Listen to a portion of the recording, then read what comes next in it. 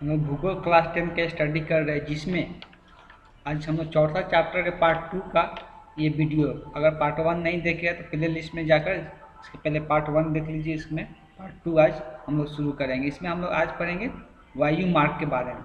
Chapter का नाम है परिवहन, संचार एवं व्यापार।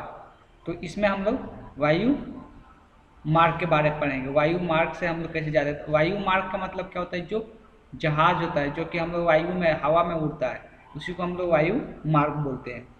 तो हम लोग अक्सर, अगर कोई नहीं देखा हो तो, सफ़र नहीं किया हुआ तो जरूर गांव देहातों में देखा होगा कि आकाश में जहाज के उड़ते हुए अवश्य देखे होंगे। ठीक है।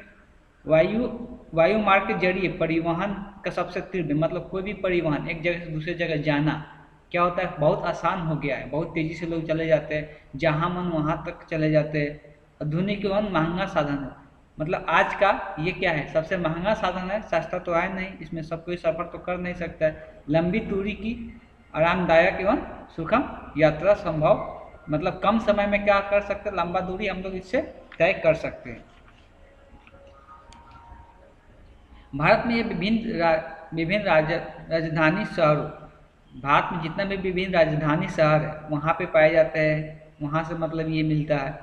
मेगा शहरों, बड़ा बड़ा शहरों से औद्योगिक जहाँ पर इंडस्ट्री वगैरह रहता है वहाँ से, वाणिज्य के केंद्रों से, मतलब जहाँ पर कमर्शियल, जहाँ पे वर्क वगैरह चलता है, ठीक है, वहाँ से मिलता है। एक दूसरे से जोड़ने का काम करता है।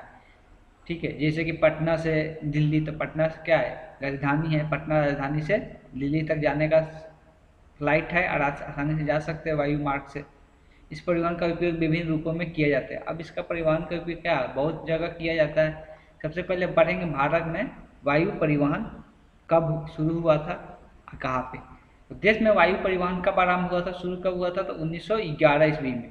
कहाँ पर, इलाहाबाद से नैनी। इलाहाबाद एक जगह का नाम है जो कि यूपी में है। वहाँ से नैनी के बीच, कहाँ कितना किलोमीटर की दूरी पर, 10 किलोमीटर की दूरी पर पहला बार शुरू किया गया था। ठीक है, उड़ान हुआ था। इस उड़ान डाक ले जाने के लिए किया गया था। ये उड़ान किस लिए किया गया था, डाक ले जाने के लिए। डाक मतलब क्या होता है, जो भी हम लोग पोस्ट वगैरह करते हैं तो एक जगह से दूसरे जगह ले जाने के लिए कम टाइम में इससे हम लोग ले जा सकते हैं।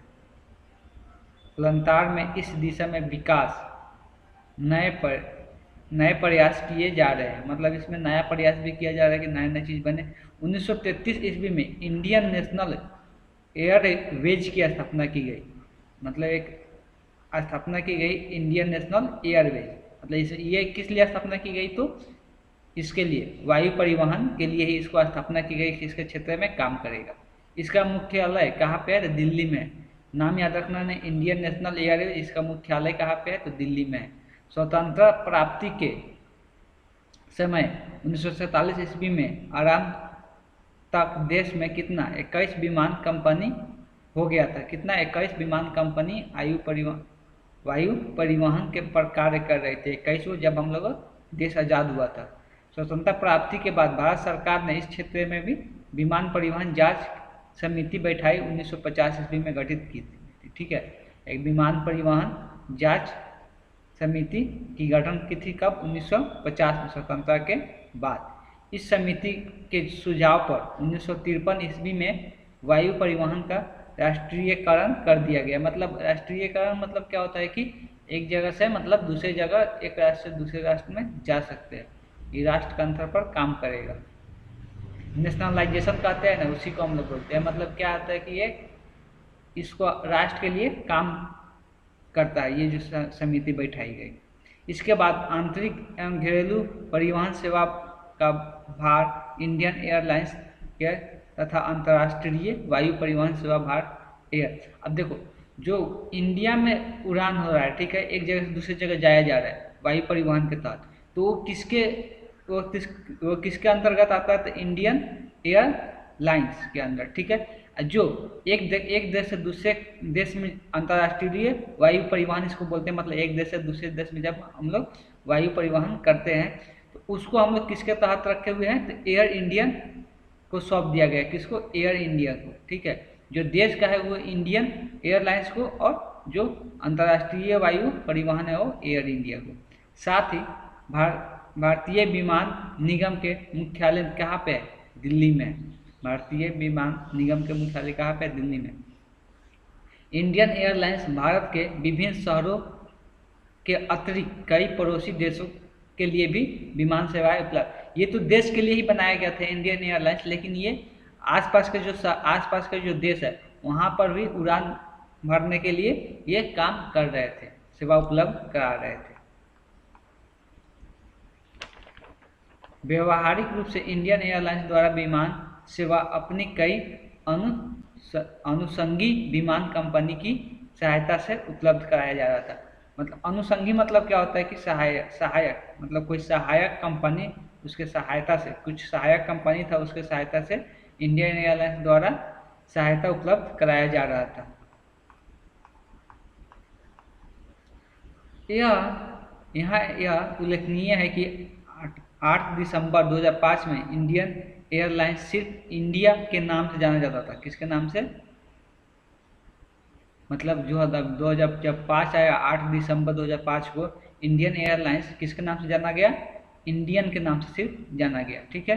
भारत में हेलीकॉप्टर सेवा पवन हंस हेलीकॉप्टर लिमिटेड, ये नाम दिया गया हेलीकॉप्टर सेवा पवन हंस हेलीकॉप्टर लिमिटेड द्वारा, ये कंपनी का नाम है। 1985 ईस्वी में से ही जा रही है, जो विभिन्न उद्देश्यों में पूरा करने के लिए सेवा राष्ट्र को देता है। जो हेलीकॉप्टर है वो किसके द्वारा मिलता है? तो हेलीकॉप्टर सेवा पवन हंस हेलीकॉप्टर लिमिटेड के द्वारा, जो 1985 ईस्वी में से शुरू किया जा चुका है। देश में सभी प्रकार के हवाई, अब देखो जो प्लेन होता है, एयरप्लेन होता है, हेलीकॉप्टर बनता है। हेलीकॉप्टर छोटा होता है जो 2-4 लोग बैठकर एक जगह से दूसरी जगह जा सकते हैं, लेकिन प्लेन जो होता है एयरप्लेन वो क्या होता है? बहुत लंबा होता है, उसमें बहुत लोग सफर करते हैं। देश के सभी हवाई अड्डों का नियंत्रण, विकास एवं प्रबंधन तथा विमान क्षेत्र के सभी अन्य कार्य हेतु अप्रैल 1955 ईस्वी में एयरपोर्ट अथॉरिटी ऑफ इंडिया का गठन किया गया। तो एयरपोर्ट अथॉरिटी ऑफ इंडिया का गठन कब किया गया? तो 1955 ईस्वी में। इसको भी याद रखना है कि एयरपोर्ट अथॉरिटी ऑफ इंडिया का गठन कब किया गया? तो 1955 ईस्वी में। देश में लगभग कितना? 450 हवाई अड्डे हैं, जहाँ से हवाई जहाज उड़ता है उसी को हवाई अड्डा बोलते हैं। तो कितना है? 450 है।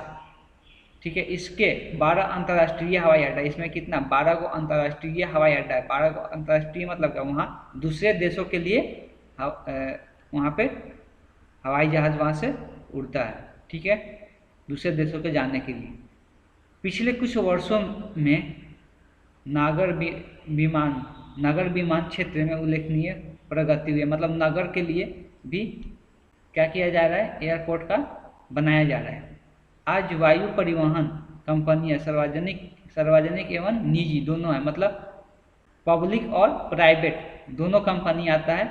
वायु परिवहन का अगर बात करेंगे तो इसमें दोनों कंपनी काम करती है। पब्लिक मतलब गवर्नमेंट की तरफ से, निजी मतलब प्राइवेट कंपनी जो होते हैं। निजी क्षेत्र के प्रमुख एयरलाइंस कौन कौन सा है? जेट एयरलाइंस, सहारा एयरलाइंस, डेक्कन विमान, गो एयरवेज, मतलब बहुत सारा ये सब क्या है? ये सब सारा का सारा प्राइवेट कंपनी है। ठीक है।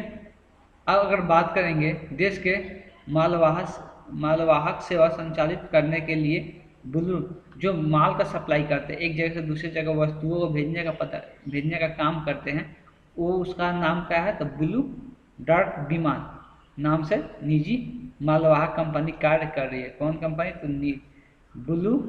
ब्लू डार्ट विमान के नाम से जाना जाता है। ठीक है। उन घरेलू सेवाओं के अतिरिक्त 86 ऐसी कंपनियां हैं जिसके पास गेट निर्धारित उड़ानों की संचालित करने का परमिट है। मतलब अगर घरेलू सेवाओं को अतिरिक्त छोड़ दिया जाए, उसका अतिरिक्त भी कितना? 86 ऐसी कंपनियां हैं जो कि उड़ान संचालित करने के लिए, मतलब उसको गेट निर्धारित उड़ानों को संचालित करने के लिए परमिट मिल गया है। ठीक है।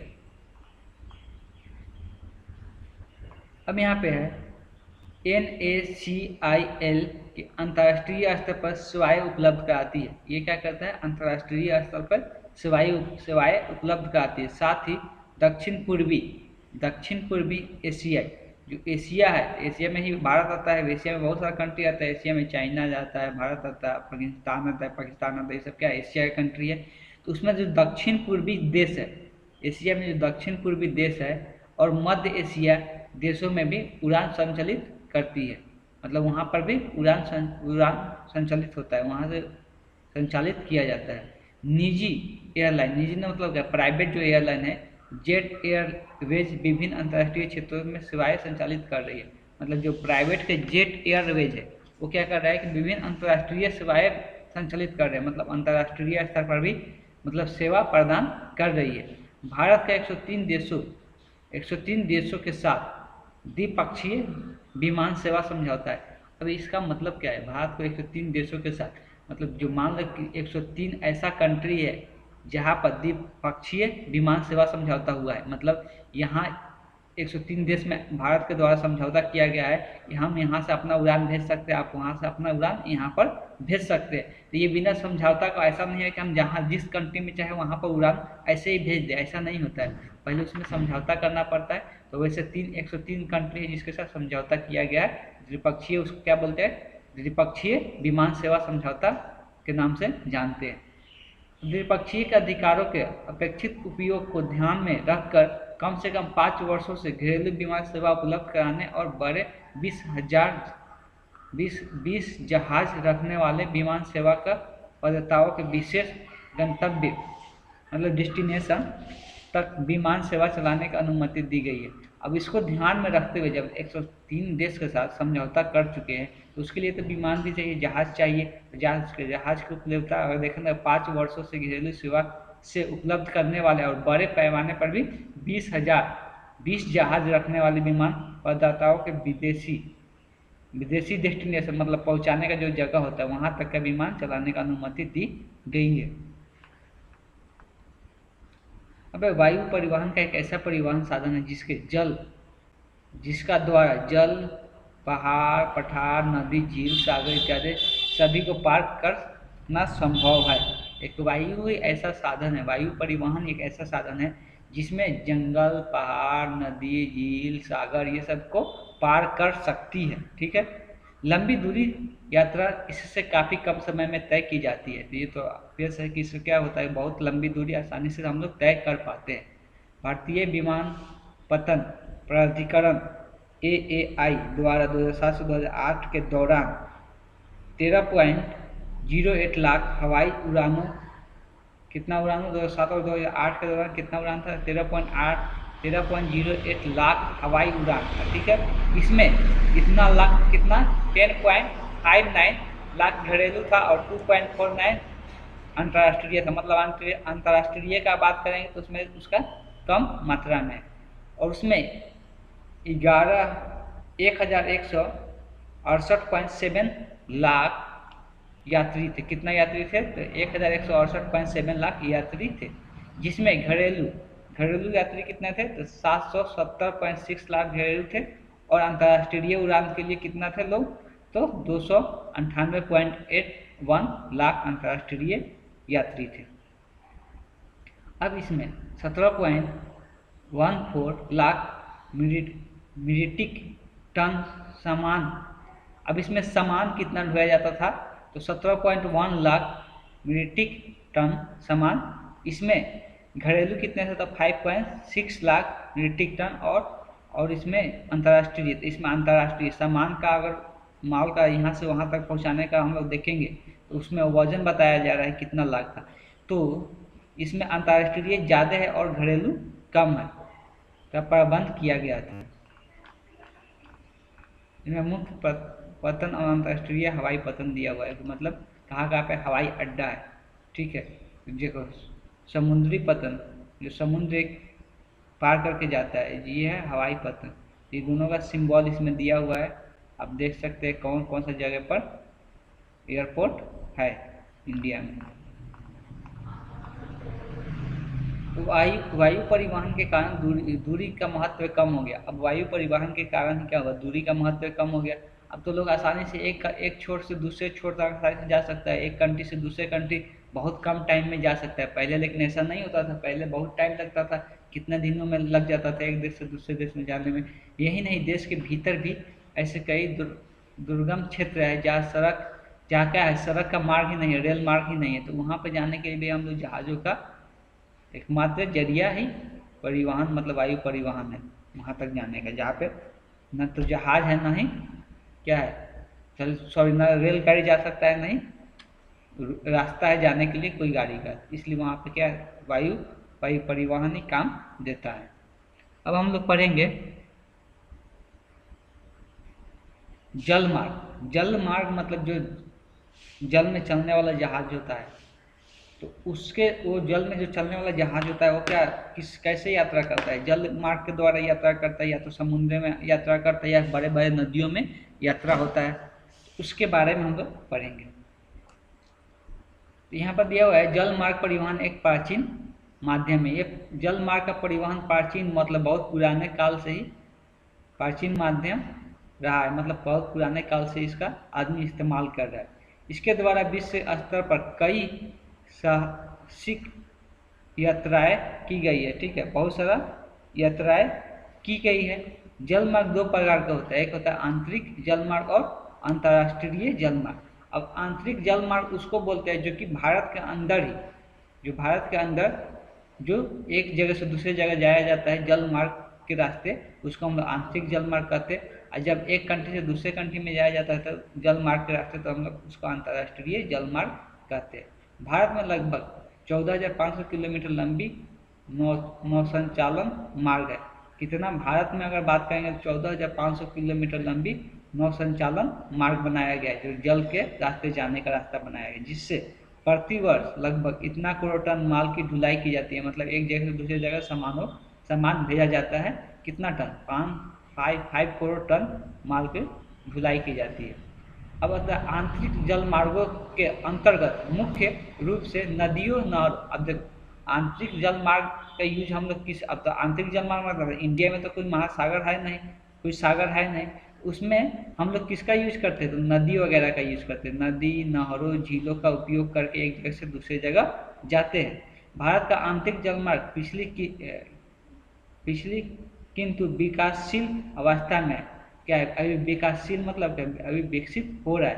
भारत में पहली बार कब, 1806 ईस्वी में दक्षिण भारत, 1806 ईस्वी में दक्षिण भारत, ठीक है, दक्षिण की तरफ भारत में बकीघम नहर, कौन सा, बकीघम नहर बनाकर इसके कन्नारो नहर से मिलाया गया, किससे,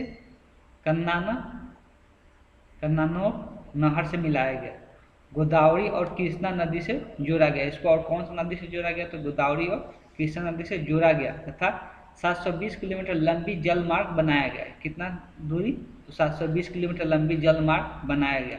बाद में इसे 40 किलोमीटर बढ़ाकर कहाँ पे जोड़ दिया गया, पुलिकट झील से जोड़ दिया गया इसको। ये जो जल मार्ग बना था इससे और 40 किलोमीटर बढ़ाकर किससे जोड़ दिया गया, पुलिकट जो झील है उससे जोड़ दिया गया। ये हम लोग भारत का बात कर रहे हैं, मतलब आंतरिक जल मार्ग का बात कर रहे हैं। स्वतंत्रता प्राप्ति के बाद, मतलब जब देश आज़ाद हुआ था उसके बाद 1952 ईस्वी में केंद्र सरकार द्वारा, जो गवर्नमेंट का सरकार था, सेंट्रल गवर्नमेंट, उसके द्वारा गंगा ब्रह्मपुत्र जल परिवहन बोर्ड की स्थापना की गई। एक बोर्ड की स्थापना की गई जिसका नाम क्या है, गंगा महापुत्र जल परिवहन बोर्ड की स्थापना की गई, जिसके अंतर्गत असम, पश्चिम बंगाल, अब इसके अंतर्गत कौन कौन सा आता है, स्टेट राज्य, तो असम, पश्चिम बंगाल, बिहार, उत्तर प्रदेश को रखा गया, ये 4 राज्य को रखा गया। 1960 ईस्वी में इस बोर्ड द्वारा गंगा नदी के यातायात के सर्वेक्षण के सुझाव दिया गया। अब इस जो बोर्ड बना था गंगा ब्रह्मपुत्र जल परिवहन बोर्ड, इसके द्वारा यातायात के सर्वेक्षण सुझाव दिया गया, मतलब कैसे यातायात को हम लोग आगे बढ़ा सकते हैं।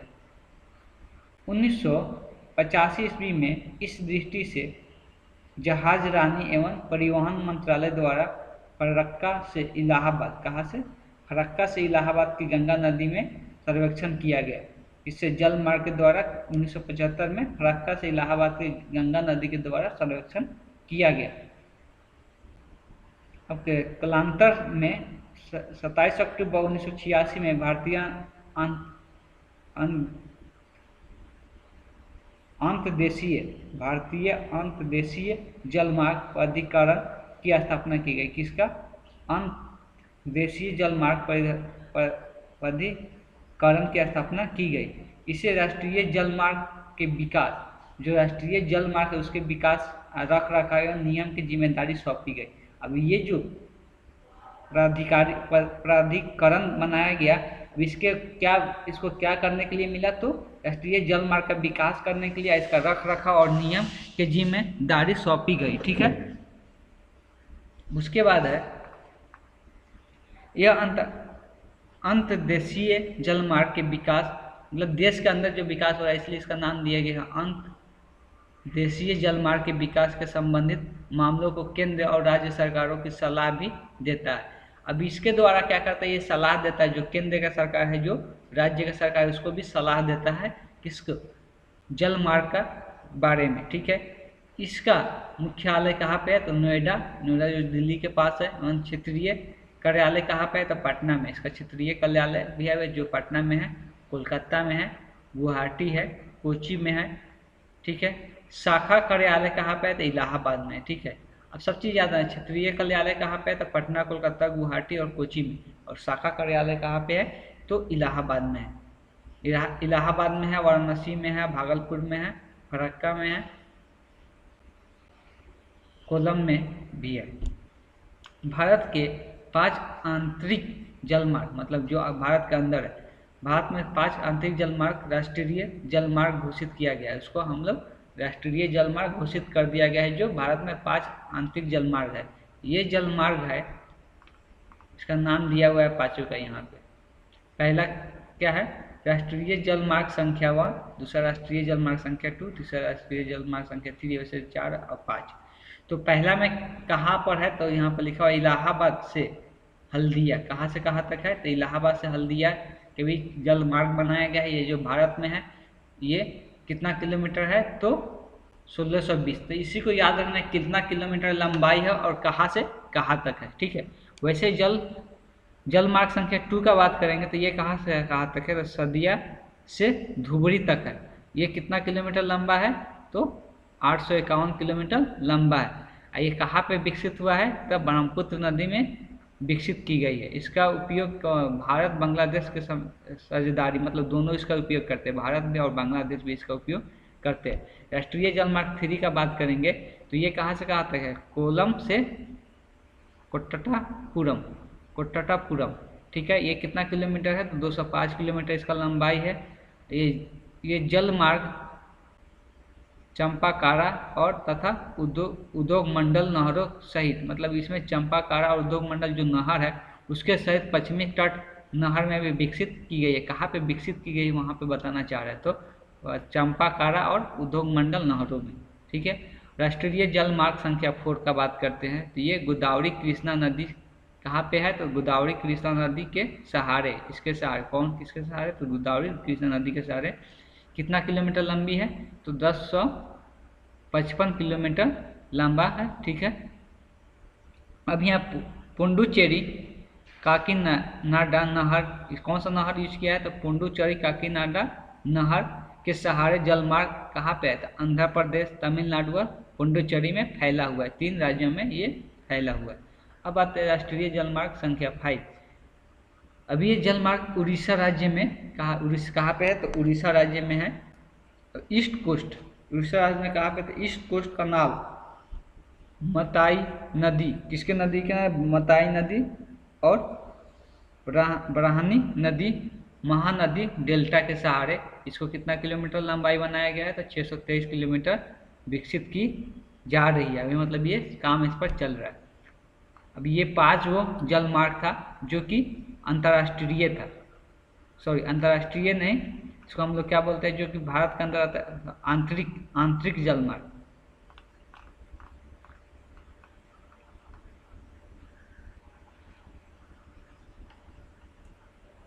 इस प्रमुख राष्ट्रीय जल मार्गों के अतिरिक्त, मतलब इसके अतिरिक्त भी और है, लेकिन ये 5 प्रमुख था। ठीक है। इसके अतिरिक्त गोवा में है जो कि 555 किलोमीटर का, गुजरात में है जो कि 320 किलोमीटर लंबाई है, कर्नाटक में भी आंतरिक जलमार्ग का विकास किया गया है। कर्नाटक में भी किया गया है। भारत का अंतर्देशीय जलमार्ग प्राधिकरण द्वारा कुछ अन्य मार्गों को भी राष्ट्रीय जलमार्ग का दर्जा देने का प्रस्ताव है। मतलब कुछ और भी जलमार्ग है जिसको राष्ट्रीय जलमार्ग का दर्जा देने का प्रस्ताव रखा गया है।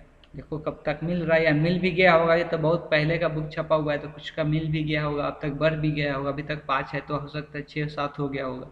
देश में अंतर्राष्ट्रीय जल परिवहन क्षेत्र का समग्र विकास के लिए, मतलब पूरा विकास के लिए जरूरी है कि राष्ट्रीय जल मार्गों के साथ साथ अन्य सहायक जल मार्गों के भी विकसित किया जाए।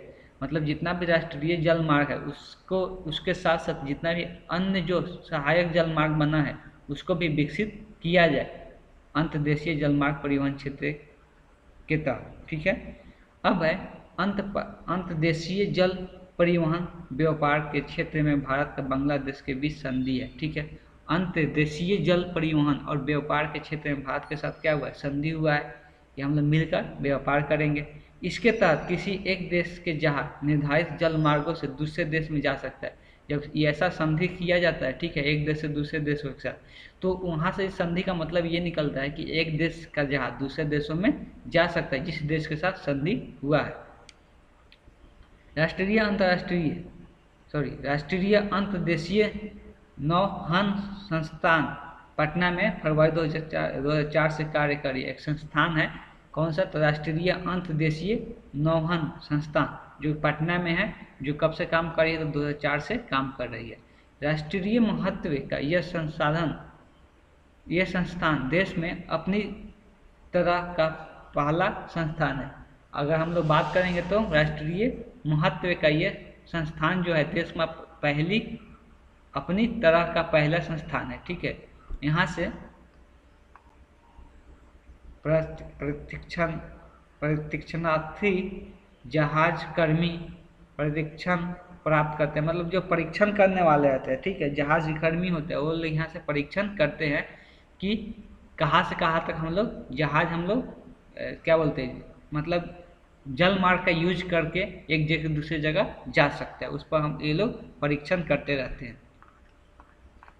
अब आएंगे अंतर्राष्ट्रीय जल मार्ग, मतलब जब एक कंट्री से दूसरे कंट्री में जाना रहता है किसके थ्रू, तो जल मार्ग के थ्रू, तो उसी को बोलते हैं अंतर्राष्ट्रीय जल मार्ग। की दृष्टि से भारत के पास कितना 7,517 किलोमीटर लंबी समुद्री तट उपलब्ध है। कितना, तो 7,500 लंबी समुद्री तट उपलब्ध है एक कंट्री से दूसरे कंट्री में जाने के लिए, जिसके सहारे 12 बड़े और 200 छोटे बंदरगाह विकसित किए गए। अब बंदरगाह क्या होता है, जहाज से पनिया जहाज जो होता है वहाँ से खुलता है, ठीक है, वहाँ पर बंदरगाह बनाया गया रहता है। तो ये क्या होता है, समुद्र के किनारे होता है, तो इसमें 12 को बड़े बंदरगाह बना हुआ है, 200 छोटे बंदरगाह का विकसित किया गया है। देश का लगभग 90% मूलतः स्तर पर कितना 70% व्यापार इन्हीं समुद्री मार्गों से होता है। तो देश का 90% व्यापार किसके मार्ग से होता है। व्यापार मतलब क्या होता है कि कोई भी सामान को खरीदना बेचना, अब एक जगह खरीदे दूसरी जगह बेचना है, तो इस कंट्री का सामान दूसरे कंट्री में ले जाकर बेचना है, तो उसको हम लोग व्यापार करेंगे। तो ये समुद्री मार्गों के द्वारा ही होता है। कितना 90% व्यापार समुद्री मार्गों के द्वारा ही होता है। व्यापारिक जहाजरानी बेड़े की दृष्टि से भारत में विश्व की बड़ा 20वां स्थान है। मतलब व्यापार की दृष्टि देखेंगे कि मतलब जल मार्ग के द्वारा जो किया जाता है वो भारत का 20वां स्थान है, मतलब वही बहुत पीछे है। भारत में निम्न में 12 बड़े बंदरगाह है। जो भारत में जो 12 बड़े बंदरगाह है उसका नाम दिया हुआ है और कहाँ पे है वो भी दिया हुआ है, किस राज्य में है, तो मुंबई में है। पहला बंदरगाह मुंबई का जो कि महाराष्ट्र में पड़ता है। नवा सेवा ये क्या है, महाराष्ट्र में ही है। कोलकाता हल्दिया ये पश्चिम बंगाल में। तो वैसे ही यहाँ पे 12 बंदरगाह का नाम दिया हुआ है और कौन कहाँ पे है उसको याद रखना है। मान लो क्वेश्चन पूछ देगा कि चेन्नई बंदरगाह, चेन्नई कौन सा राज्य में है, तो तमिलनाडु में है, ठीक है। कोची कौन सा राज्य में, तो केरल में है। तो ये सब नाम ऐसे याद रखना। अब पढ़ेंगे संचार। संचार मतलब क्या होता है, किसी भी संदेशों का आदान प्रदान करना। मतलब कोई भी हम लोग बात करते हैं तो एक बात हम लोग दूसरी जगह कैसे जाए उसी को हम लोग संचार करते हैं, तो उसको संचार द्वारा एक जगह से दूसरी जगह भेजा जाता है। भारत का बात संचार का प्रमुख साधन क्या क्या हो सकता है, या तो डाक सेवा हो सकता है, डाक के थ्रू हम लोग एक चीज़ चिट्ठी वगैरह भेजते हैं, कोई भी पत्र वगैरह भेजते हैं एक जगह से दूसरी जगह, टेलीग्राम करते हैं या टेलीफोन के द्वारा या फैक्स करते हैं या रेडियो के द्वारा। जैसे क्या होता है, कोई भी न्यूज़ देना रहता है तो रेडियो के द्वारा किया जाता था। एक आदमी अपना न्यूज़ देना चाहता है, पूरा वर्ल्ड में देना चाहता है, तो क्या करेगा, रेडियो के द्वारा दे सकता है या सिनेमा के द्वारा भी।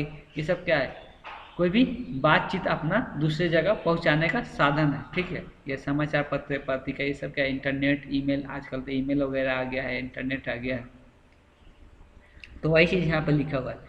मानव ने अपनी आवश्यकता के अनुसार समय समय पर संचार के विभिन्न साधनों का विकास किया है। ठीक है, बार बार क्या होगा, अब नया नया साधन आता गया, संसाधनों का विकास किया है नया नया। आज के डेट में ईमेल आ गया है।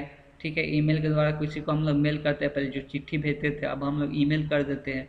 प्राचीन काल से ही ताली बजाकर ढोल बजाकर, आग प्राचीन काल में बात करेंगे तो उस टाइम लोग ताली बजाकर ढोल बजाकर किसी संचार मतलब एक कोई मतलब समाचार है उसको हम लोग एक जगह से दूसरे जगह फैलाते थे, अन्य तरह का संदेश पहुंचाया जाता था।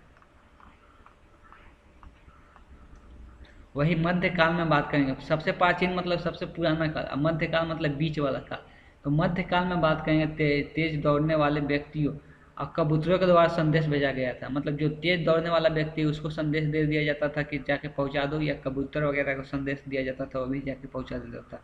ये मध्यकाल का बात है, परंतु सभी साधन सार्वजनिक नहीं थे। ठीक है, मतलब ये क्या था, पब्लिक नहीं था कि कोई भी ऐसा चाहेगा तो उसको अपना समाचार, अपना जो भी क्या है संदेश है दूसरी जगह भेज सके। ऐसा आसान नहीं था आज की तरह। बड़े समूहों को इसके द्वारा संदेश देना संभव नहीं हो पाता था। ठीक है, मतलब बहुत सारे ऐसे समूह था जिसको इस संदेश ऐसे भेजना संभव नहीं था।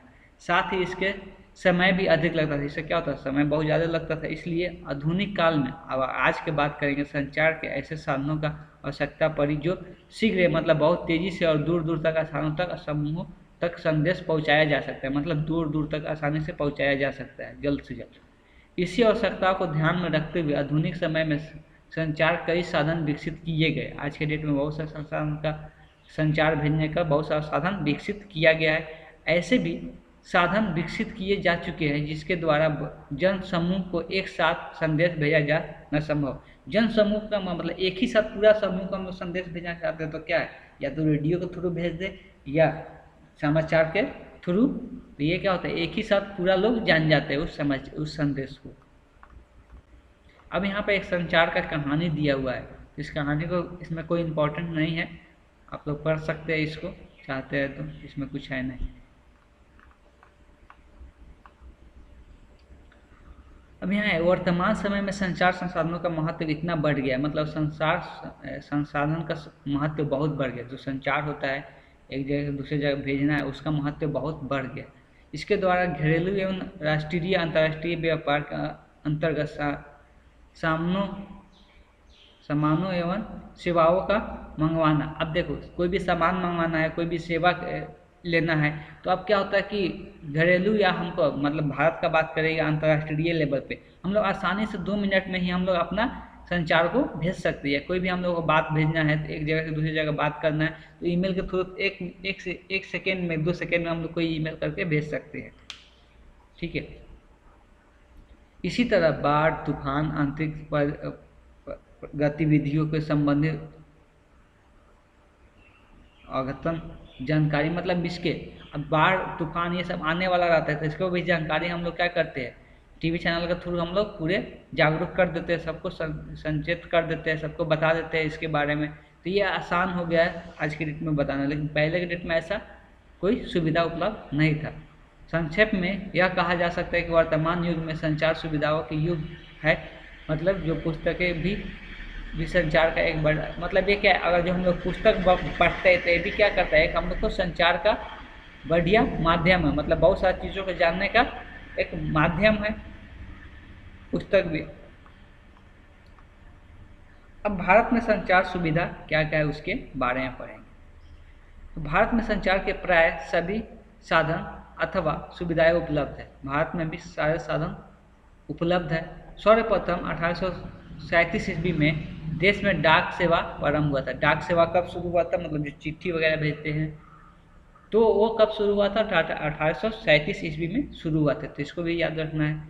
यह ईस्ट इंडिया किसके द्वारा शुरू किया गया था, तो ईस्ट इंडिया कंपनी के द्वारा शुरू किया गया था। ठीक है, और 1854 ईस्वी में भारतीय डाक विभाग की स्थापना हुई, 1854 ईस्वी में भारतीय डाक विभाग की स्थापना, जिसने उत्तरोत्तर अपनी सेवा को प्रगति की है। मतलब 1854 ईस्वी में क्या किया गया, भारतीय डाक विभाग का स्थापना की गई, जिससे इसको सेवा में बहुत वृद्धि लाया है। आज भारतीय डाक सेवा न केवल कंप्यूटरकृत हो चुकी है, बल्कि कृत्रिम उपयोगों से भी जुड़ गई है। मतलब ऐसा नहीं, आज का डाक सेवा जो हो गया वो कंप्यूटर, पूरा क्या होता है, कंप्यूटर से ही काम करता है। उसके अलावा कृत्रिम उपयोग, मतलब आज कितना भी कृत्रिम उपग्रह हो, कृत्रिम उपग्रहों से भी जुड़ा हुआ। उपग्रह क्या होता है, जो पृथ्वी के चारों ओर, मान लो कि ये पृथ्वी है, पृथ्वी के चारों ओर कोई भी चीज़ ऐसा गोल चीज़ घूम रहा है, अगर पृथ्वी के चारों ओर चक्कर लगा रहे हैं तो उसको हम लोग क्या बोलते हैं, उपग्रह बोलते हैं। जैसे कि पृथ्वी के चारों ओर चांद क्या करता है, चक्कर लगाता है, तो वो क्या प्राकृतिक उपग्रह है, ठीक है, वो प्राकृतिक की तरफ से मिला है। लेकिन आज के डेट में बहुत सारा उपग्रह क्या किया जा रहा है, भेज के ऐसे पृथ्वी के चारों तरफ घुमाया जा रहा है। इससे क्या होता है, हम लोग को संचार भेजने में मदद मिलता है, इंटरनेट चलाने में मदद मिलता है, ठीक है।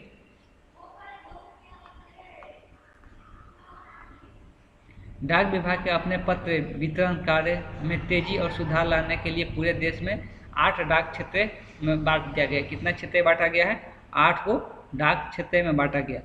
अब हम लोग को पता है कि पिन कोड कितना नंबर का होता है, जो कि हर एक डाक का अलग अलग होता है। जैसे कि हम लोग यहाँ पे शोभेपुर है, तो वहाँ का क्या है, पिन कोड अलग अलग होता है। जैसे 841311 होता है, ठीक है, 841311, तो कितना 6 अंकों का है, जो कि पूरा भारत में चलता है 6 अंक का।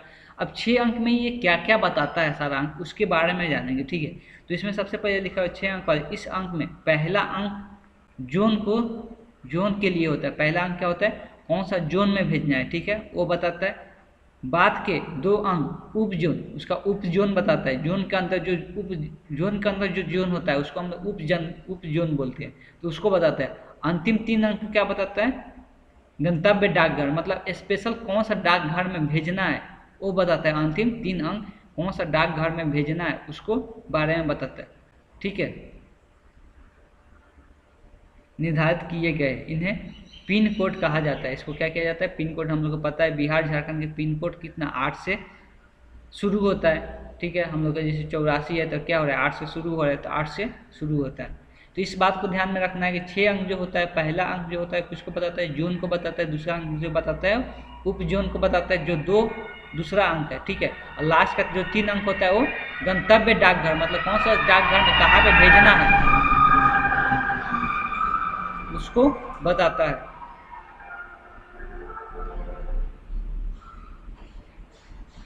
डाक विभाग अपनी सेवा में सुधार करते हुए डाक वितरण में तेजी लाने के लिए 6 डाक चैनल की सुविधा दे रही है। मतलब डाक में तेजी लाने के लिए 6 डाक चैनल की सुविधा दे रही है। इन राजधानी channel, metro channel, green channel, पत्रिका, मतलब 6 चैनल का नाम दिया हुआ है। पत्रिका, दस्तावेज चैनल, भारी चैनल, व्यापार चैनल कहा जाता है। विभिन्न डाक चैनल यहाँ पर दिया हुआ है। सबसे पहले राजधानी चैनल, ठीक है। तो राजधानी चैनल क्या होता है इसके बारे में पढ़ लेते हैं। राजधानी चैनल मतलब क्या, हम लोग का इंडिया का राजधानी कहाँ पे है, दिल्ली है। तो दिल्ली से 6 विशेष राज्यों में राजधानियों के लिए डाक सेवा है। मतलब दिल्ली से विशेष राज्यों में, मतलब 6 विशेष राज्य ऐसा बनाया गया है जिसमें राजधानियों की सुविधा उपलब्ध कराई जाती है, जिसके लिए पीले रंग का पत्र पेटिया का प्रयोग किया जाता है। कैसा रंग का, पीले रंग का पत्र पेटिया का प्रयोग किया जाता है। अर्थात डाकघर स्थित पीले रंग के पत्र पेटी में पत्र डालने पर वह लिफाफा पत्र सीधे कहाँ पे पहुँच जाता है, न्यू दिल्ली में। तो जो ऐसा 6 राज्य है जहाँ से पीले रंग का पत्र पेटी में अगर पत्र को रख के फिर भेजेंगे तो डायरेक्ट कहाँ पे जाएगा, तो न्यू दिल्ली में चला जाएगा इसके थ्रू।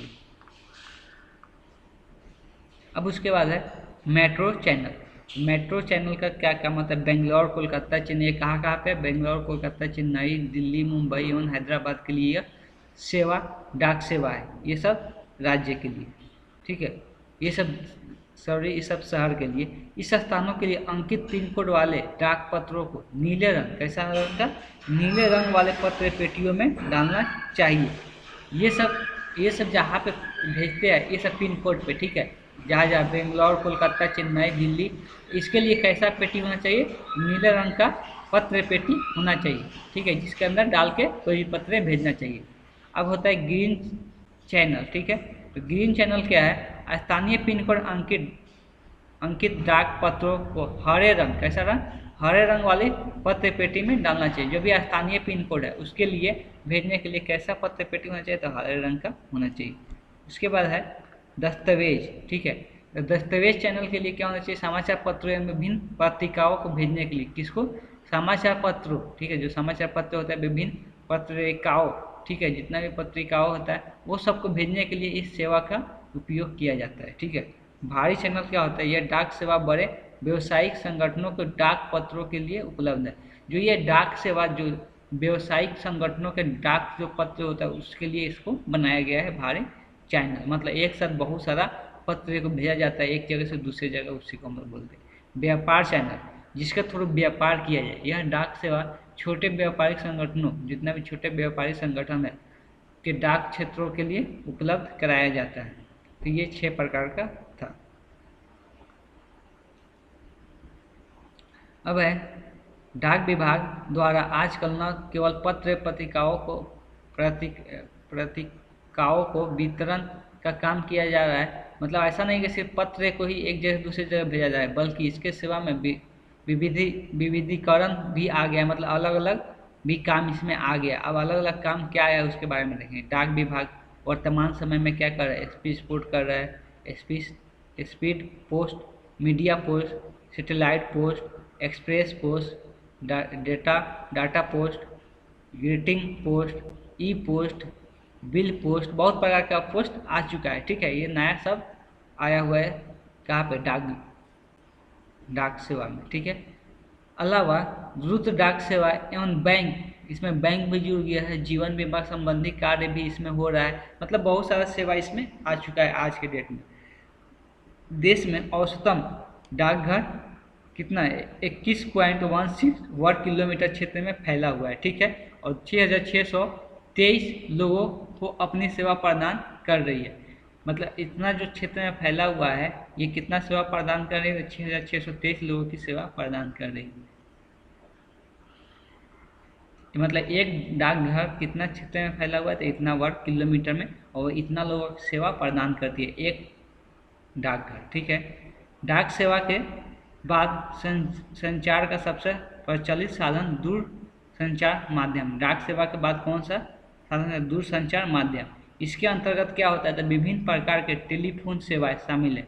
इसके अंतर्गत क्या है? दूर संचार माध्यम के अंतर्गत तो विभिन्न प्रकार के टेलीफोन सेवा शामिल की गई है। देश में लगभग 26 करोड़ वायरलेस है। कितना वायरलेस बनाया गया है? जो कि टावर हम लोग बोलते हैं। वायरलेस फोन उपयोगता है, जो टावर के थ्रू जो फोन उपयोग करते हैं, वो 26 करोड़ है। मोबाइल फोन सर्वाधिक प्रचलित सेवा है। मोबाइल फोन आज के डेट में बहुत प्रचलित है।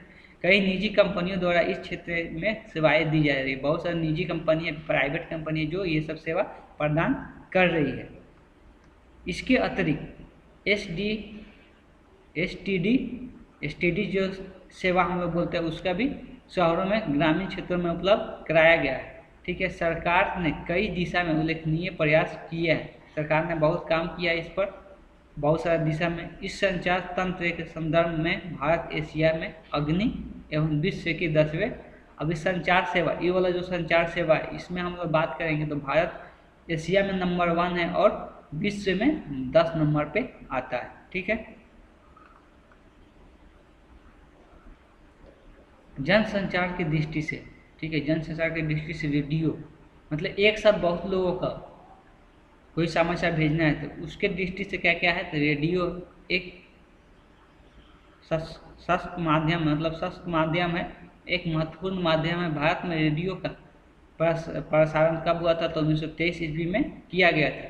ये रेडियो क्लब ऑफ बॉम्बे इसका नाम दिया गया था, इसके द्वारा शुरू किया गया था। 1930 ईस्वी में इंडियन ब्रॉडकास्टिंग सिस्टम तथा ब्रॉडकास्टिंग तथा 1936 में इसका नाम बदलकर क्या रख दिया गया था? ऑल इंडिया रेडियो रख दिया गया था। स्वतंत्रता प्राप्ति के बाद, जब स्वतंत्रता हम लोग को मिल गया, उसके बाद 1957 ईस्वी में इसका नाम क्या कर दिया गया? आकाशवाणी। पहले इसका नाम चेंज करके इंडियन ऑल इंडिया रेडियो रखा गया, फिर इसका नाम आकाशवाणी कर दिया गया।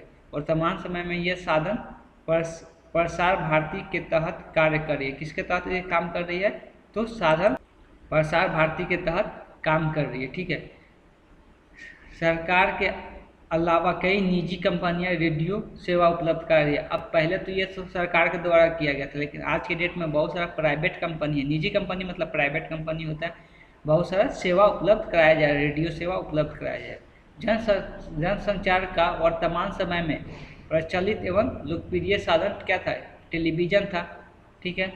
भारत में इसकी सेवा कब स्टार्ट की गई थी टेलीविज़न का? तो 1959 ईस्वी में आरंभ हुई और 1976 ईस्वी में इसे दूरदर्शन नाम सुने होंगे हम लोग, डीडी के नाम से दिया गया।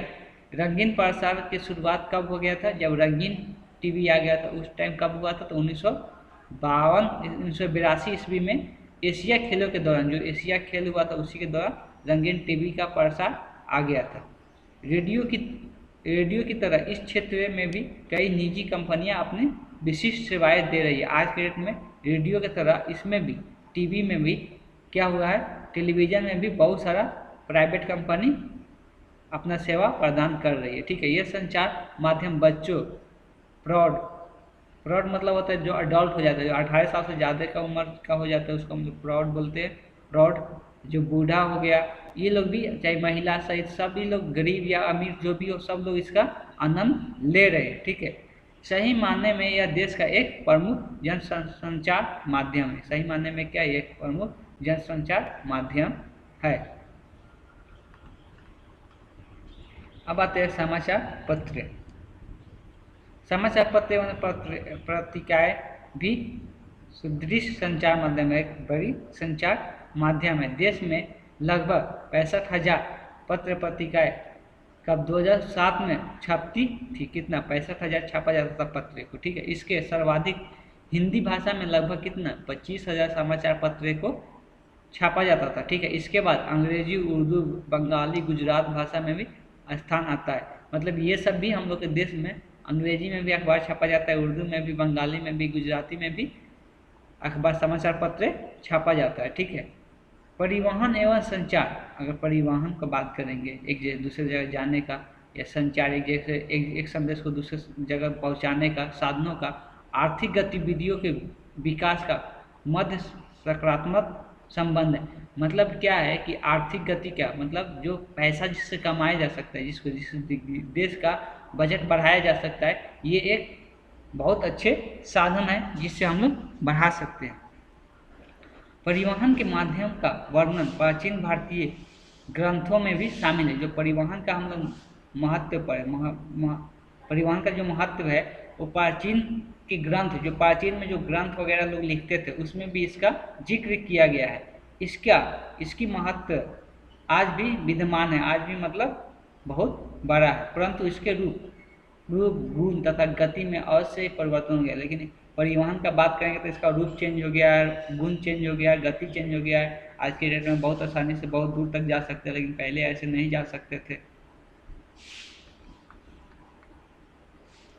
परिवहन एवं संचार साधन प्रादेशिक विकास के लिए, प्रादेशिक जो विकास है, साथ साथ आम जन जीवन को भी प्रभावित करते हैं। ठीक है। संचायत स्तर, पंचायत, जो पंचायत का स्तर होता है, जो हम लोग पंचायत आता है गांव में, उसके स्तर से लेकर राष्ट्रीय स्तर तक समाज में शांति का माहौल बनाए रखने में पुलिस और सैनिक आने जाने के बातचीत करने के लिए ये साधन जरूर करते हैं। जो पुलिस वगैरह होता है, ठीक है, तो ये पुलिस वगैरह क्या होता है, तो पंचायत स्तर पर या राष्ट्रीय स्तर पर समाज में शांति बनाए कर रखने का काम करते हैं। तो ये लोग कैसे काम करते हैं, या तो संचार का यूज करते हैं या परिवहन का यूज करते हैं। परिवहन मतलब एक जगह से दूसरे जगह जाते हैं तो परिवहन का यूज करना हो गया, एक जगह से दूसरी जगह बात करते हैं तो क्या संचार का यूज करना हो गया। तो दोनों का यूज करके अपना ये शांति का माहौल बनाए रखते हैं। भारत जैसे विशाल भौगोलिक आकार एवं विविध संस्कृति, मतलब अलग अलग संस्कृति के लोग रहते हैं यहाँ पे, देश में परिवहन और संचार का विभिन्न साधन एक दूसरे को जोड़ने का कार्य करते हैं। देश में बहुत सारा क्या है, परिवहन और संसाधन है जो कि एक जगह से दूसरी जगह के लोग को जोड़ने का काम करता है। अगर परिवहन संसाधन नहीं हो जाता तो एक जगह से दूसरी जगह लोग जाते कैसे, मिलते जुलते कैसे, चाहे एक जगह से दूसरी जगह बात कैसे करते। तो ये साधन के तहत लोग आसानी से कर पाते हैं। यही नहीं, संचार साधन सामाजिक संस्कृति स्तर पर भी ऊंचा उठाने में भी योगदान दिया है। जो सामाजिक संस्कृति है उसको भी ऊपर उठाने में मदद की है। भारत, पाकिस्तान, नेपाल, बांग्लादेश के साथ परिवहन संपर्क दो देशों के बीच सामाजिक संस्कृति का विकास का सूचक है। मतलब सामाजिक संस्कृति का विकास का एक एग्जाम्पल दिया हुआ है। जैसे भारत, पाकिस्तान, नेपाल, बांग्लादेश में हम लोग क्या करते हैं, परिवहन संपर्क दो देशों को में बीच का सामाजिक संस्कृति का विकास कराते हैं।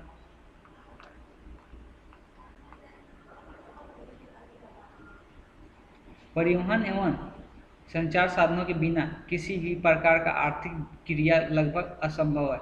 अगर परिवहन और संचार का बात करेंगे तो इसके बिना कोई भी आर्थिक क्रिया जिससे हम लोग कमा सकते हैं, ठीक है, उस ये करना संभव है, असंभव है, ठीक है। दोनों का जरूरत रहना बहुत जरूरी। जन्म से लेकर मृत्यु तक हमारे जीवन में इसका उपयोग आते ही रहता है, ठीक है।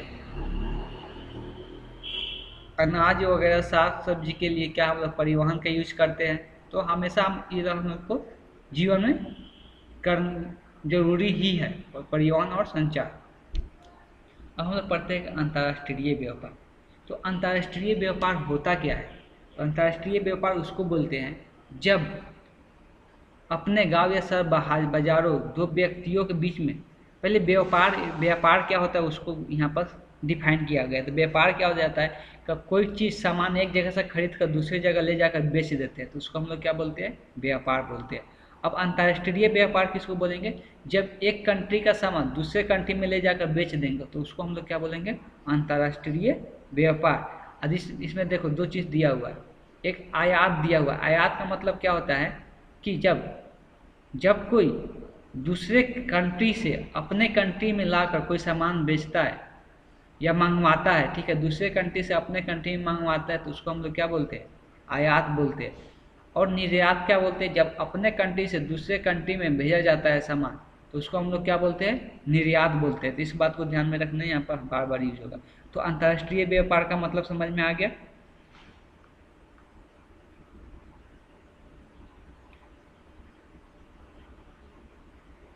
अब यहाँ पर पढ़ते हैं कुछ इंपॉर्टेंट। किसी राष्ट्र का आर्थिक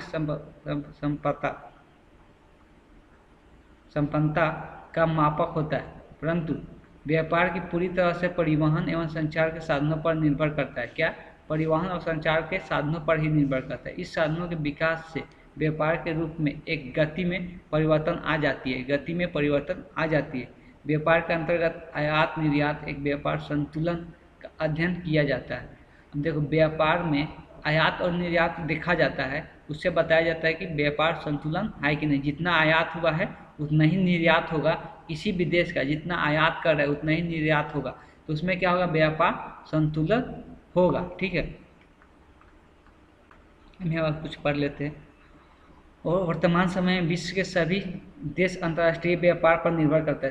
सब देश क्या है, अंतर्राष्ट्रीय व्यापार पर ही निर्भर करता है। यह व्यापार कई कारणों से होता है, परंतु इसका सर्वप्रमुख कारण संसाधनों की क्षेत्रीय उपलब्धता, मतलब कितना उपलब्ध है, कौन सा देश में कौन सा संसाधन उपलब्ध है, उस पर डिपेंड करता है। अब मान लो कि हम लोग कंट्री में जो कृषि संसाधन चीज़ हम लोग में ज़्यादा पाया जाता है, कृषि से ज़्यादा हम लोग गेहूँ चावल मिलता है, तो हम लोग के पास ज़्यादा गेहूँ चावल है तो क्या करेंगे, दूसरे देश को क्या करेंगे, निर्यात करेंगे। लेकिन मान लो हम लोग देश में खनन, अगर पेट्रोलियम का खनन देखेंगे तो बहुत कम मात्रा में होता है, तो हम लोग क्या करना पड़ेगा, पेट्रोलियम दूसरे देश से आयात कराना पड़ेगा, ठीक है। इसीलिए निर्यात आयात कराना पड़ता है। परंतु सर्वप्रथम संसाधनों के क्षेत्रीय उपलब्धता एवं वितरण की असमानता का होना है, जबकि जरूरत सभी देशों का होती है। आयात और निर्यात का अंतर व्यापार संतुलन को निर्धारित करते हैं। जो आयात और निर्यात का अंतर वही क्या कहलाता है, व्यापार का संतुलन व्यापार संतुलन को निर्धारित करता है। मान लो हम लोग 100 रुपये का कोई भी सामान इस देश से दूसरे देश में निर्यात किए और आयात हम कितना का कर रहे हैं, 150 का, तो इसका जो अंतर होगा कितना हो रहा है, 50, तो ये क्या कहलाएगा, व्यापार संतुलन कहलाएगा। जब निर्यात के संतुलन, यहाँ पर लिखा हुआ है, जब निर्यात का तुलना आयात अधिक होता है, जब निर्यात की तुलना में आयात हम लोग अगर अधिक करते हैं तो उसको हम लोग क्या बोलते हैं, प्रतिकूल व्यापार संतुलन। उसको क्या बोलते हैं, प्रतिकूल व्यापार संतुलन। सेम यही एग्जांपल, हम लोग क्या कर रहे हैं, आयात हम लोग कितना कर रहे हैं, सॉरी क्या लिखा हुआ है यहाँ पर, निर्यात कितना कर रहे हैं 150, आयात कितना कर रहे हैं, सॉरी आयात कर रहे हैं 100 और निर्यात कितना कर रहे हैं 100, कंफ्यूज हो जा रहा है। ठीक है, यहाँ पर याद रखना, निर्यात मतलब एक दूसरे के देश में भेजना, मतलब 100 रुपए का सामान दूसरे देश में भेज रहे हैं, लेकिन 150 रुपए का सामान अपने देश में मंगा रहे हैं।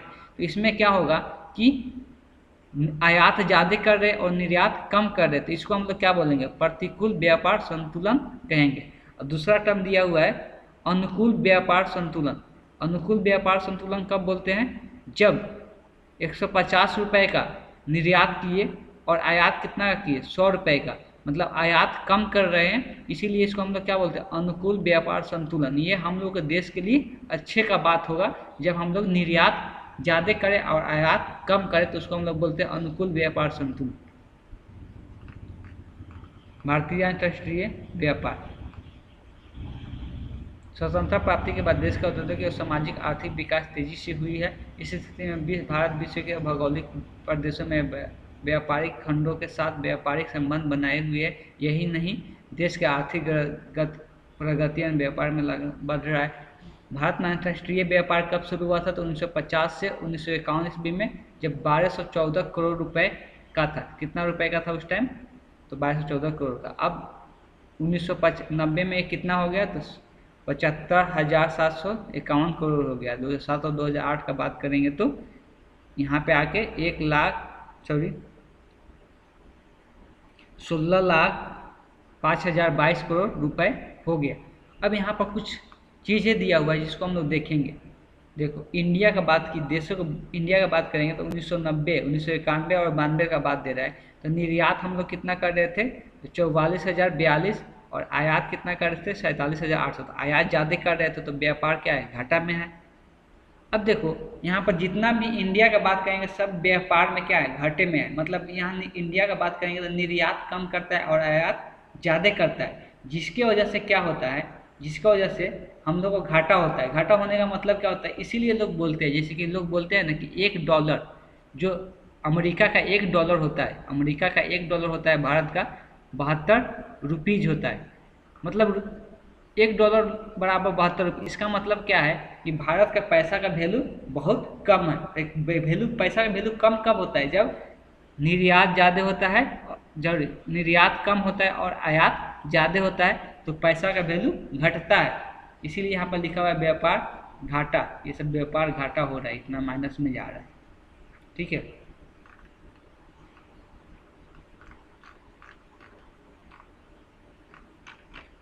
बस थोड़ा सा रह गया है। यद्यपि देश के कुल व्यापार उल्लेखनीय वृद्धि हुई है, परंतु निर्यात की अपेक्षा आयात बढ़ता जा रहा है। वही चीज़ हो रहा है, निर्यात कम हो रहा है और आयात ज़्यादा हो रहा है। फलतः देश का अंतर्राष्ट्रीय व्यापार प्रतिकूल व्यापार संतुलित घोतक बन गया है। मतलब ये हम लोग के लिए अच्छा नहीं है, यानी व्यापार घाटा में चल रहा है। ठीक है, वास्तव में पेट्रोलियम के मूल्य में लगातार होने के कारण, वास्तव में पेट्रोलियम के मूल्य में लगातार होने के कारण आयात खर्च में वृद्धि इसे घाटे के लिए जिम्मेदार है। मतलब क्या हो रहा है, पेट्रोलियम के ज़्यादा खर्च हो रहा है हम लोग के देश में। इसी के कारण से क्या हो रहा है कि पेट्रोलियम का आयात ज़्यादा हम लोग कर रहे हैं, जिसकी वजह से हम लोग घाटे में चल रहे हैं। अब हम लोग 2006 और 2007 और 2008 के दौरान का बात करेंगे तो भारत में कुल निर्यात कितना प्रतिशत था, तो 54.54%। और निर्यात एशिया और ओशियाना को हुआ था। ठीक है, इसके बाद इतना प्रतिशत यूरोप में और अमेरिका में कितना, इतना प्रतिशत। ये दिया हुआ निर्यात का कि कौन सा कंट्री कितना निर्यात करता था, कब 2007 और 2008 का बात कर रहे हैं तब का। ठीक है, तो अलग अलग कंट्री का दिया हुआ है। अगर अब आयात का बात करेंगे तो देखो, आयात में एशिया और ओशियाना, एशिया जो हम लोग का देश जिसमें आता है उसमें आयात इतना होता था, यूरोप में इतना, ठीक है, अमेरिका में इतना। ठीक है, तो ये सब अलग अलग क्या बोलते हैं कॉन्टिनेंट है, जो कि एशिया हो गया, यूरोप हो गया, अमेरिका हो गया, इस यहाँ पर क्या आयात इतना इतना देख सकते हैं कि आयात के मामले में अमेरिका बहुत कम है, ठीक है, लेकिन आयात के मामले में एशिया बहुत ज़्यादा है। इससे क्या होगा, हम लोग की हानि ही होगा। अपर भारत के निर्यात के जाने वाली वस्तुओं के इंजीनियरिंग सामान, पेट्रोलियम उत्पाद, कौन कौन सा निर्यात यहाँ से किया जाता है उसके बारे में दिया हुआ है, लिस्ट दिया हुआ है। तो पेट्रोलियम उत्पाद, रत्न और आभूषण, रसायन संबंध उत्पाद, वस्त्र, कृषि संबंध उत्पाद, अयस्क और खनिज, ये सब क्या होता है कि हम लोग यहाँ से निर्यात करते हैं। जबकि आयात क्या क्या करते हैं, तो पेट्रोलियम का आयात करते हैं, संबंधित उत्पाद, मशीनरी, जितना भी मशीन वगैरह होता है, इलेक्ट्रॉनिक सामान का क्या करते हैं, आयात करते हैं, सोना चांदी का आयात करते हैं, उर्वरक का आयात करते हैं, रासायनिक अलौह धातुएं का भी आयात करते हैं। तो ये सब आयात के में आ जाते हैं और ये सब निर्यात करते हैं इंडिया में। तो सरकार निर्यात संवर्धन के लिए लगातार प्रयास कर रहा है, मतलब निर्यात के लिए लगातार प्रयास कर रहा है। साथ ही निर्यात संवर्धन मतलब बढ़ाने के लिए, निर्यात को बढ़ाने के लिए लगातार प्रयास कर रही है सरकार। साथ ही निर्यात निष्पादन मतलब परफॉर्मेंस अच्छा करने के लिए सतत निगरानी रख रही है, ठीक है, मतलब उस पर ध्यान दे रही है सरकार। निर्यात की नीतियाँ भी बना रही है, निर्यात के बहुत सारी नीतियाँ बना रही है जिससे निर्यात बढ़े। 31 अगस्त 1904 को विदेश व्यापार नीति बनाया गया था। 2004-2009 की घोषणा इसी दृष्टि से की गई थी ताकि 5 वर्षों में विश्व का व्यापार भारत के हिस्सा में 2 गुना हो सके। 2 गुना करने के लिए इसका हम लोग क्या नीति बनाए थे, कब, तो 2004 में, ठीक है, विदेश व्यापार नीति। कहते हैं भारत एशिया का पहला देश है जिसके निर्यात संवर्धन, निर्यात क्या है, संवर्धन मतलब बढ़ाने के लिए, निर्यात बढ़ाने के लिए निर्यात संसाधन क्षेत्र की महत्व को पहचानता है। कंडला में एशिया का पहला निर्यात मतलब संवर्धन क्षेत्र बनाया गया था। तो कंडला में एशिया का पहला निर्यात संवर्धन क्षेत्र स्थापित किया गया। इसके बाद 7 और क्षेत्र स्थापित किए गए थे, मतलब निर्यात बढ़ाने के लिए इसको स्थापित किया गया था, ठीक है। संवर्धन क्षेत्र और खामियों को दूर करते हुए अप्रैल 2000 में विशेष आर्थिक क्षेत्र की नीति को घोषणा की गई थी। विशेष आर्थिक क्षेत्र नियम क्या 10 फरवरी 2006 को प्रवाही हो गया है। कंडला और सूरत, देखो कुछ नाम जगह के नाम दिया, कंडला सूरत गुजरात में है, संताकुंज जो महाराष्ट्र में, चेन्नई तमिलनाडु में, कोची केरल में है, फल्टा पश्चिम बंगाल में है, विशाखापट्टनम आंध्र प्रदेश, नोएडा उत्तर प्रदेश में स्थित 8 निर्यात संवर्धन क्षेत्र बनाया गया है। कहाँ पे बनाया गया है वो सब जगह का नाम यहाँ पे दिया हुआ है, तो इसको भी याद रखना है कि 8 कौन कौन सी जगह पर बना हुआ है। ये क्या है, निर्यात संवर्धन मतलब निर्यात को बढ़ाने के लिए ये सब बनाया गया है, ठीक है, कि यहाँ पर काम करके हम लोग निर्यात को बढ़ा सकते हैं। इससे आर्थिक क्षेत्र में बदल दिया गया है, इसको क्या विशेष आर्थिक क्षेत्र में बदल दिया गया। इस विशेष आर्थिक क्षेत्रों से प्राप्त लाभ इस बात का सबूत है कि निवेश, रोजगार, निर्यात और